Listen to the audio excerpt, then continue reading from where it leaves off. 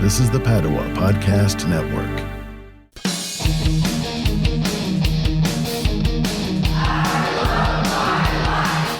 Today we're talking about fat. Running a Fever, episode 140, all about dietary fat. Welcome to the show. My name is Michael Davis. I love my life so much that I want to make it last as long as possible.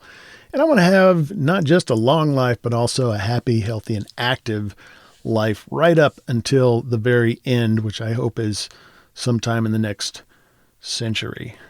I hope you feel the same way. If you do, you're in the right place. Come on along, and I think we're going to get there together. Somehow, some way, I'm determined that that's going to happen, and I'm not going to stop.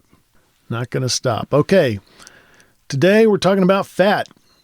Why not? Fat is a big topic on everybody's mind when they're thinking about dieting. They're thinking, well, do I need to eat a high-fat diet, a low-fat diet? Some people that just think fat is what dieting is all about. Well, I'm going to talk about the details and science behind the different kinds of fat, good, bad, what they do, why they're good, why they're bad. We're going to cover all that today. So I hope you're interested in learning about fat today. Quick medical report. I have been wearing a boot immobilizer on my left foot. It's actually very comfortable. If it wasn't mismatched with my right foot, it wouldn't be so bad. It was kind of like a big house slipper. It's very padded, and obviously I'm in my sock in there. But, it's kind of stylish. It's black, so black goes with everything. So the reason I'm wearing that is because I hurt my Achilles tendon playing racquetball.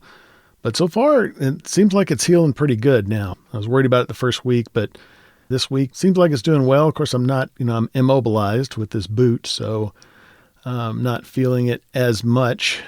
But, I was feeling it every time I took a step, really. So hopefully this week of wearing the boot is going to do the trick. I'm also taking steroids to reduce the swelling, and we're going to get all well. But that's where I'm standing right now, literally in a boot. So I'm going to have a special, just a little update on that coming up today. I've made a point of saying that high-fat diet is not healthy, even if it helps you lose weight. And especially when I was talking about the fad diet known as the Keto Diet. I said we need a balance of all of the three macronutrients, protein, fat, and carbohydrates. From time to time, I also mentioned that some fats are good, but this is pretty vague, Like Bill Murray said in Ghostbusters, I'm really fuzzy on the whole good, bad thing. What is good? What is bad? So I decided to do a deeper dive into saturated fat. And as usual, this is going to be as much for my education as it is for yours. This is what it's really you just coming along on my journey as I try to have better health and live longer and happier and healthier and more active. So there are several types of dietary fat. And dietary fat is just fat that we consume in food. Some of these, according to the Mayo Clinic, are generally considered to be unhealthy, and some are healthier. Now, the two types of unhealthy fat are saturated fat and trans fat. And before I go into these, I'll explain the difference between saturated and unsaturated fat. Quoting the American Heart Association website, from a chemical standpoint, saturated fats are simply fat molecules that have no double bonds between the carbon molecules because they are saturated with hydrogen molecules. Saturated fats are typically solid at room temperature. Now, it's interesting that they say at room temperature. I've got this, I use Smart Balance. I use a lot of Smart Balance, and I'm not sure if it's solid at room temperature or not, or how they do that, because I don't think it's supposed to contain saturated fat. It's solid in my refrigerator. So, and it's, liquid when I put it on the stove and melt it before I put it on my popcorn. So I'm not sure about that. There's a question that I need to get answered. The main reason these fats are positively correlated with heart disease is that they raise cholesterol levels. Trans fat not only raises LDL, which is the bad cholesterol levels. Remember, L is bad, H is low is bad, high is high, or something like that. LDL is bad cholesterol. Trans fat raises LDL cholesterol and lowers HDL cholesterol, which is the good cholesterol. Now, sometimes some certain types of saturated fats, beef, lamb, pork, chicken with skin, butter, cheese. I need to make a special note here about coconut oil, which I consume on an almost daily basis with my steel-cut oats. Coconut oil is solid at room temperature, and you just, it's this white, like wax-like stuff you spoon out of a jar. And it is a saturated fat, but it contains no cholesterol. It has the opposite effect of trans fat. It lowers bad cholesterol and raises good cholesterol. And it has other health benefits. So I just didn't want you to get confused about the coconut oil thing. Trans fat can be found in something called partially hydrogenated oil. You can sometimes see it listed in the nutritional table on food packages, but if a package contains less than a half gram, this is not required. But you can always look at the ingredients for anything that is partially hydrogenated, because it does have to be in the ingredient list. So that is trans fat, which is really bad for you because of the negative effect on good cholesterol and the positive effect on bad cholesterol. This is getting more confusing as we go along. Avoid anything that's partially hydrogenated. It just sounds bad. So there are three kinds of what the American Heart Association calls healthier fats. Monosaturated fatty acids. They improve blood cholesterol levels. Polyunsaturated fats, found mostly in plant-based foods and oils, and also helps with cholesterol levels. And one kind, called omega-3 fatty acids, are especially helpful in preventing coronary artery disease, which we know is the number one killer. Those omega-3s are actually found in fish oil, and that's something we can't get from our body, right? And we can get it in fish. Be aware that there's no evidence that omega-3s from krill oil have the same benefits. But I know some people like krill oil specifically because it smells better and tastes better than fish oil. I get fish oil in gel caps, they're called. I take 2 of those a day. Nuts also contain omega-3s, which is also another. I eat a lot of nuts. Yeah, so a lot of my later in the evening calories will come from nuts that I'm just eating around the kitchen, peanuts, or I also put nuts in my homemade granola that I make, which is also very delicious. It contains other fats and sugars, honey being the sugar and peanut oil being the other fat. But so nuts and, you can eat fish too. You can just eat fish. Omega-3 and omega-4 fats are important to know about because they are required by our bodies, but we cannot produce them, so we must consume them directly. Why do we need fat? Why do we need these particular types of fat?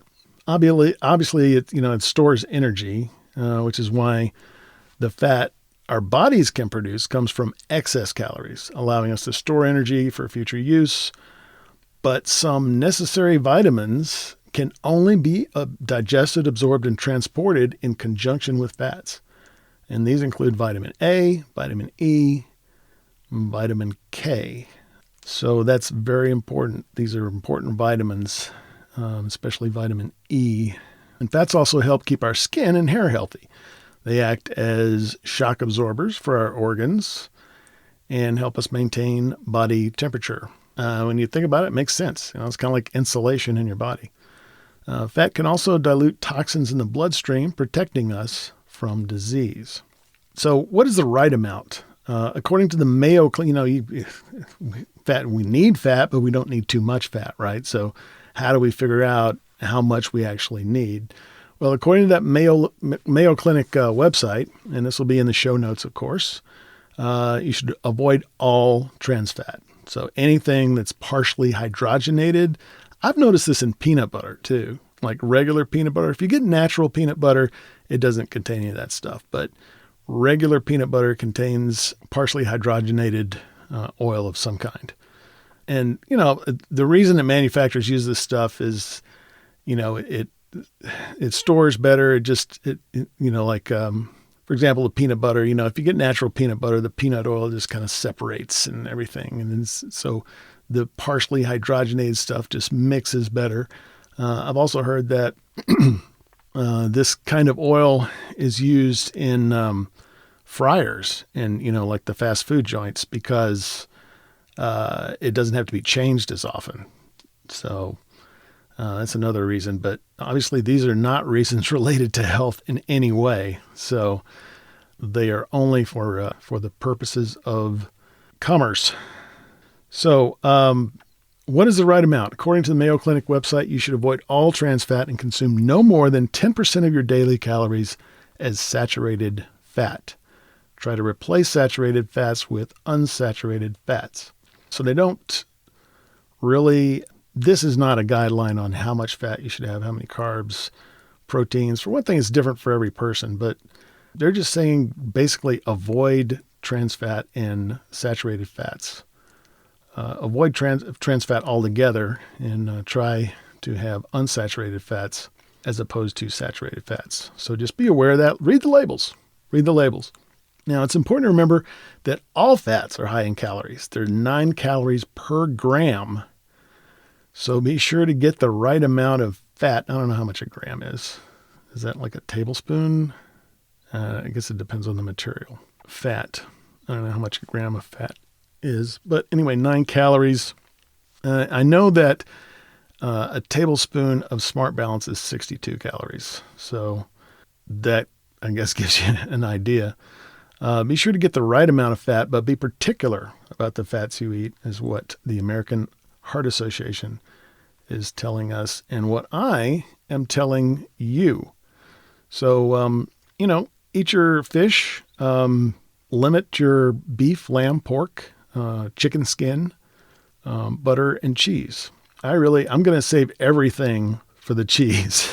I could do without almost all of those meats. I could just have turkey, but I got to have my cheese. Butter, I can substitute Smart Balance. That's an easy one. And coconut oil at times. But I got to have my cheese. That's going to be the saturated fat. That's just always going to be with me. So whatever you love, be sure to make up for that in the other areas of your diet. And stay healthy. Eat the right kind of fat and the right amount of fat. Not too much, not too little. It's all about balance, as usual. So I hope you've enjoyed this episode and this diet tribe about dietary fat. And if you got the fever for running a fever, keep it. If you don't have it, go out and get it.